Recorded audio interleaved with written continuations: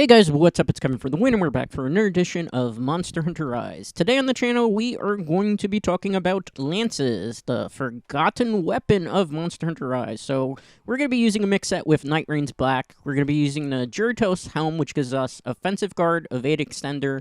It also, when you gem in stuff, will give you Critical Eye. This is very good because it's got a level 2 slot, as you can see, as well as a level 1 resistances are pretty decent.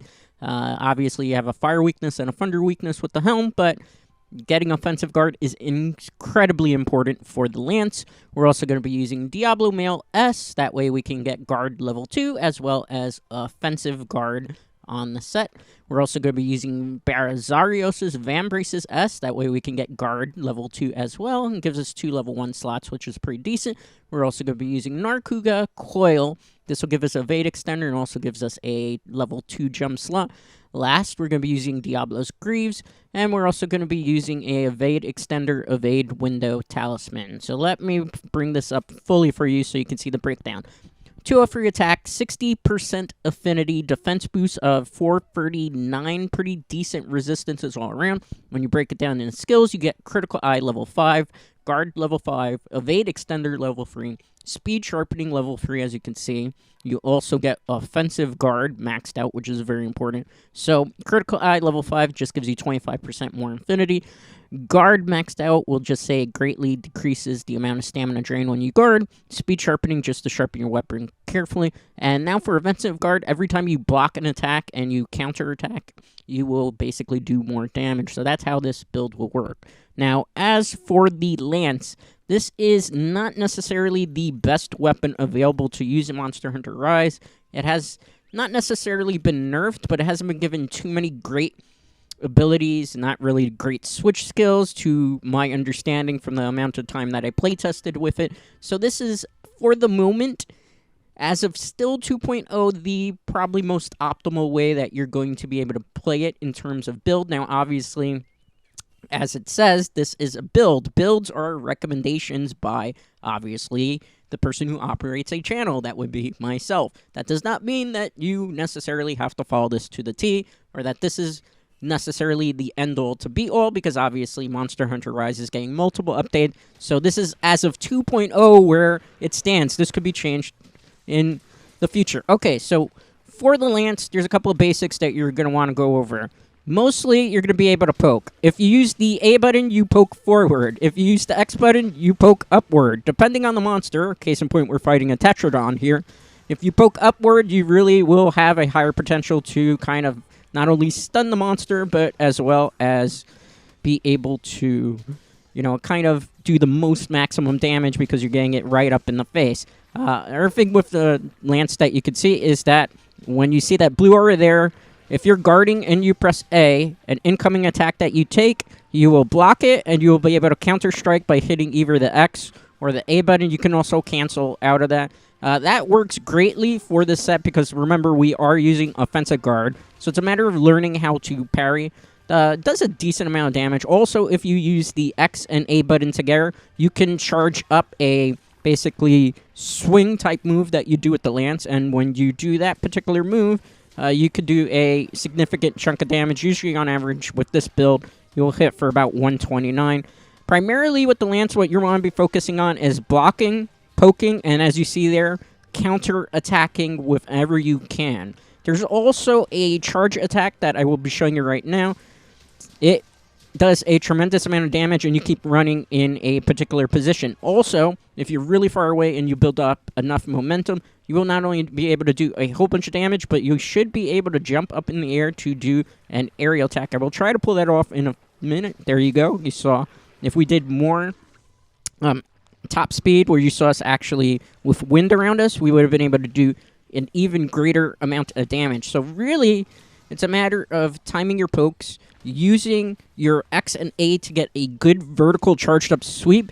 That usually will be able to trip an opponent, but for all intents and purposes, you're basically poking the monster to death and parrying as well. Now, see, that's the charge swing. If the monster has legs, case in point, like with a Rathian in particular, you will be able to trip them. Also, as you saw there, when you do that guard counter parry, it gives you potential to be able to knock the monster down with the counter attack as well. It's a matter of timing, really learning things. The counter system, ironically, for the Lance is much easier for newer players to understand and be able to hit with because it takes a long time to actually be able to get out of the guard stance where you go to for the counter attack, as opposed to one of the other weapons, such as the longsword, in which you have to time the windows much more, and it's less forgiving if you miss the window.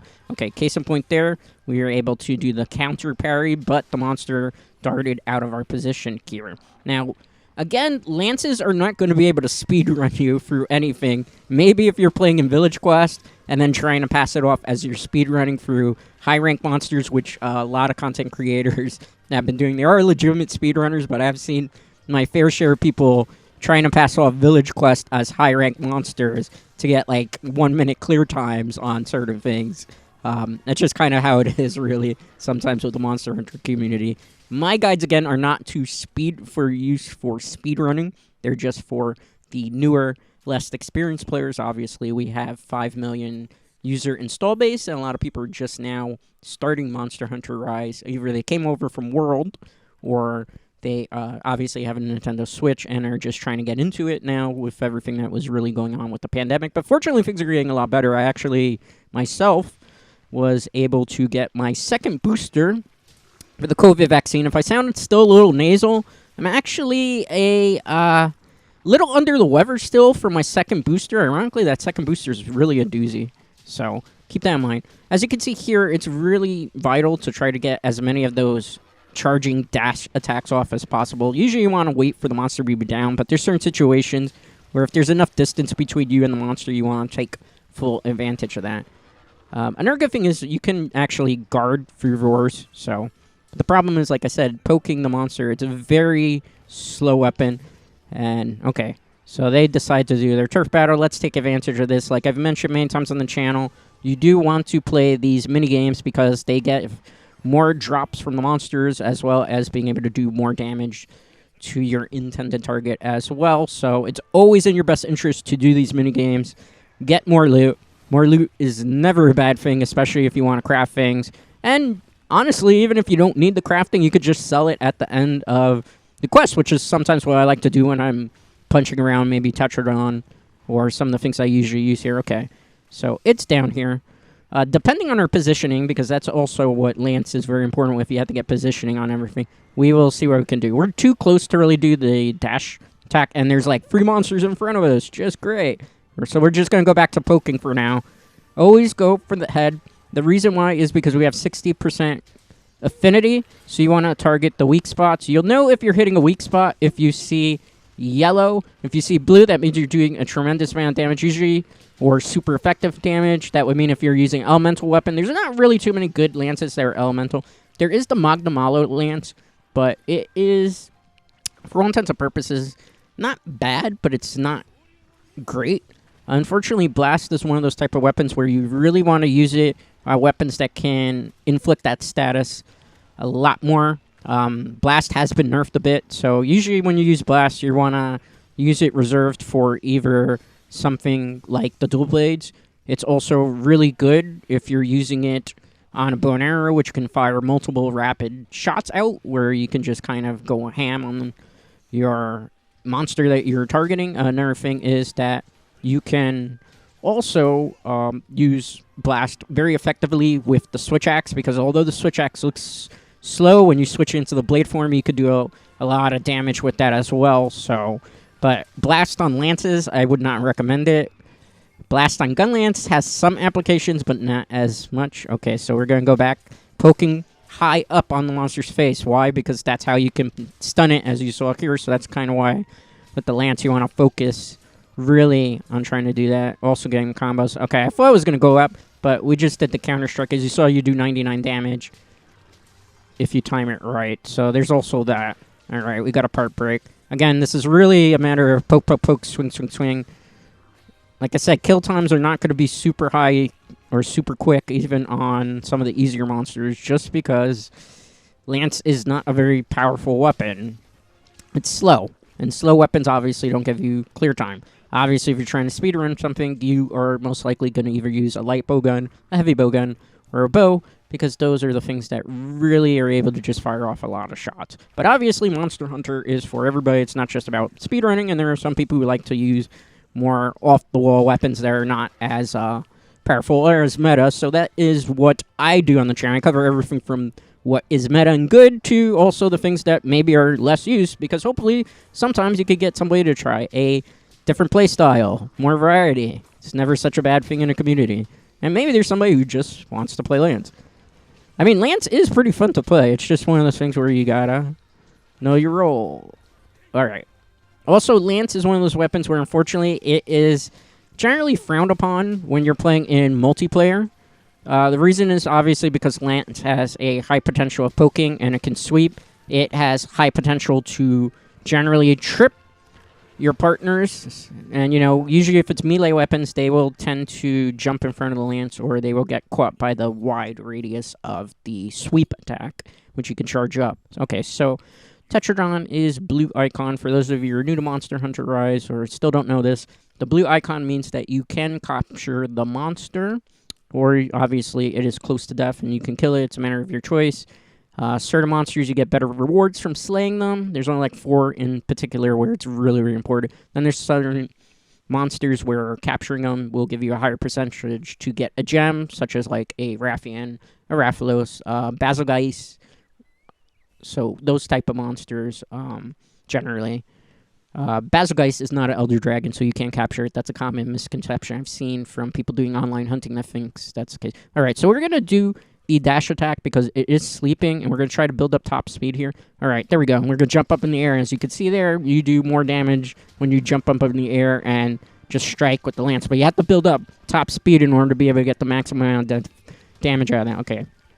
Also, keep your parries up. As you see, whenever you're going blue and a monster charges into you, always do your counter attack. That way you can charge up and do maximum damage. I was waiting for it. He didn't do it, so I fired one off. Keep in mind, when you pull back like this, even if they don't hit you, you can still do a charged up attack. So definitely do that when you can as well. As you can see, it's poking him to death. He is exhausted. That's actually something good with the lance too that people don't realize. You can exhaust the monster because of that, just that high upward poke. It's also really good against flying monsters. We're going to actually do a showcase against a flying monster in a couple minutes, and then you can actually see how effective the lance is in retrospect to that. So, again, lance not a super fast kill time type of weapon. It's a matter of parrying. It's kind of a funsies weapon. It doesn't KO monsters generally well, but it does, have a fun, unique play style. So, in terms of tier list, I would say probably it's on the lower end of the spectrum, probably low tier. However, tiers really only mean that amount of usage. It doesn't mean in terms of power, because obviously there's certain weapons that get more play than others. Like anything that's a range weapon, since the dawn of Monster Hunter when range weapons were a thing, always generally tends to be more played or more viewed and more sought after, because it's, I don't want to say the easier route to go, but usually it's easier, and if you don't want to spend a lot of time trying to master some of the nuances of older weapons or melee weapons, and you're just kind of lazy or you need something on crutch, that's usually why people tend to gravitate towards ranged weapons. There's nothing wrong with gravitating towards ranged weapons. I use ranged weapons also, so it's perfectly fine. 10-minute clear time is actually not too bad considering how slow it is for lance usually to get. This is like the optimized version because you're hitting with 60% affinity.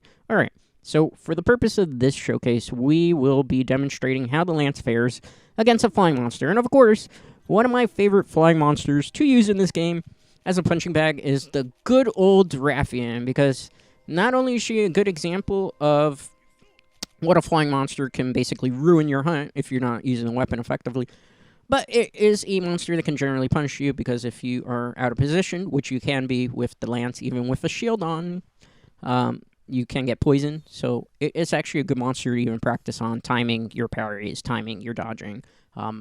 Obviously, this build can be even further optimized depending on the talisman that you get. I know somebody's going to come into the comments and be that type of person that says, oh, well, you know what, you're not running it because you don't have X and X talisman. Well, you know what? Talismans are part of RNG, guys. So that means they're randomly generated. So you could get the perfect talisman very easily, or you could get horrible talismans. And as we saw prior to the 2.0 update, there was even a glitch in regards to talismans. So I have not farmed a lot of talismans because obviously I'm farming armors and you need a lot of resources and stuff. And as always mentioned on this channel, we play multiple games on here, not just Monster Hunter Rise. We also invest time in Diablo 3. We also play wrestling games. We also do many other things. So for that random person that's going to say, oh, well, you don't have a weakness exploit free talisman with critical boost and all that. Yeah, thank you for staying obvious. But in reality, what you really want is evade extender and evade window, because Lance needs to be able to evade quickly out of the way because it is a slow-moving weapon. And you also are using critical eye level 5, so why would you want to then, on top of that, take away from that, take away from your evading to be able to do more damage by hitting the weakness spots? I understand the point behind it, but the effectiveness is not really going to work for weapons such as the Lance, where you need to evade with your slow-moving weapon, especially when sheathed, as opposed to maybe getting super high clear time. So again, like I said, thank you for pointing out obviouses, but RNG's talisman. That's why I always say in the builds, it's a recommendation, a suggestion, not the end-all to be-all. And as with everything, which is a great thing about Monster Hunter in particular, you can run things however you see fit. Whatever you like, whatever you feel like works for you, and what works best for you and your playstyle, and that's what you should go with. So, alright, so we got into another turf war, because Rathian always likes to pick fights that she can't win, so we'll ram into the monster, and jump onto the Bishaton, and then we will play the minigame. Remember, always do these minigames because you get more shiny drops. And even if you don't want the shiny drops, you could always just sell them at the end of the quest for more rewards, but it's always in your benefit. On top of that, you're also doing more damage to the monster as opposed to if you just didn't play the minigame. You know. Okay. Ooh, we took one to the face there. Bishaton's not doing too well against Rathian this time around. Alright. One more attack and she should be good. Let's try to time that right. Alright, we did. XA. Let's do the final special mega attack, whatever you want to call it. Bishaton with that little 2 tail swipes. Doesn't look like that does a whole bunch of damage when you think about it. Unfortunately, we landed in the worst position possible, so we're just going to have to let's do a wide sweep, and we're just going to poke. We're not going to be able to hit a critical weak spot, because look, we're just pinned down right now. Let's use the switch styles. Also, the one thing about Lance that's kind of underwhelming is that there's not really good switch styles for the Lance as it stands. Kind of unfortunate. Let's dodge out of the way here. Oh, she got a little... I don't know what happened there. She was going to go for a tail whip, and then I guess she decided she took too much damage and just flew away. Alright, so let's pick up some of this loot. Alright, good. Let's get the water bug. So yeah, I'm a little underwhelmed by the switch style so far for the Lance. Obviously, the more times you play with a weapon, and obviously if you did all your quests to get the third switch style, you will have switch styles. If you're still missing one and you're kind of wondering why you're missing it, just play more hunts with the weapon. Eventually, Master Ushi will tell you that he has another switch style for you. So keep that in mind. It's really randomized. I don't know exactly what the number is to as many hunts as you need for certain styles to unlock. But if you're not seeing the switch style that you want to use, chances are it's either you didn't do the quest that has it, or chances are you haven't played enough with that particular weapon to warrant getting that. So just keep playing with the weapon, or check to see if you've done all the Ushi quest. Obviously, if you're not finished with like HR 7, probably chances are, well, technically it's HR 6 where you get them. But if you're not seeing something, it's probably because you're not HR 6. So probably that's the reason. Obviously, if you're like HR 2, you're not going to unlock all the switch styles. That's a common misconception a lot of people have. And then there's also a misconception of maybe if you do somebody else's quest that has it unlocked that you'll get it. I don't know. I haven't personally tested that. I prefer to hunt solo, although I do play sometimes online. I haven't really actually even played too much Monster Hunter Rise online, just because you really at this point don't need to really work in groups or hunt with groups. There's not a quest that you can't really take out on your own at this point. Maybe that'll change when they introduce Master Rank or G Rank, but even then in G Rank, usually if you know what you're doing, you should be able to take things out just fine. Okay, so He's going to do his final attack. We're going to jump down here, and since we're too close to the monster, what we're going to do is we're just going to go for the critical spot here, which is the head. It's also the tummy area, ironically. So a good thing with the sweep attack, in particular for this monster, is you can actually trip the Rathian if you get into a good position here. Let me... I just switch styled into it. Wow, that's an unmitigated mess, but she fell down, so that kind of works here. Okay, so we're going to guard... The cool thing is, too, while you're guarding, you can actually attack with the lance. So I should mention that. You do a little bit better damage, and you have more combo opportunities if you're not guarding. But obviously, because monsters are super aggro like this one, you kind of want to guard as much as possible. Well, all right. We walked into that one. All right. That's what evade extender's for, folks. So if not, we would have taken that tail swipe. See, evade extender again. This is why I say use it. It is your friend. Especially with evade window. It will come in handy. Alright, she's going to fire. We're going to dodge out of the way again. We got stuck in the combo there. We probably could have sheathed away. She's going to tail swipe. Let's guard. We got counter strike out, but unfortunately she was not in position. Counter strike again, but she was a little off where she was, so we did got poison. That's fine. Gonna down the potion. Let's poke the face again. She tripped us. Let's block because she's going to fly up. Whenever you hear the guy say, it's coming right at you, if you're playing in Japanese, that's what he just said. If you're playing in English, she's doing something. That's what he's saying in Japanese. Always be ready for that block. And here's the good point there. As you saw there, since we were poking up in the air and she was flying, we were able to poke her out of there and she falls down. Also, if you're poking her constantly in the face, you will be able to KO her. It doesn't happen very often, but it has potential. So, again, we're just going to do same F as before. Switch style. That one's not bad because it gives you out of a hairy position every once in a while. Let's block. Yes, you can do that out of a roar and parry the roar. So, block again. I think our pet took the whole of that one. We're doing a charge. All right. You can turn around. We're going to jump up in the air and attack. So that's one good thing about the dash with the lance as well. We got to move out of the way. Again, that's why you're using evade extender, so you can get out of potentially hairy. We won't, again, evade extender saving our life there, so that's why I recommend it, for those of you who are probably wondering why. If not, we would have been eating all these hits already from the lance. Poke, poke, poke. All right, we can't block that, so we're going to evade extend, because if you're not directly in front of the monster when it does its attack, you cannot block usually.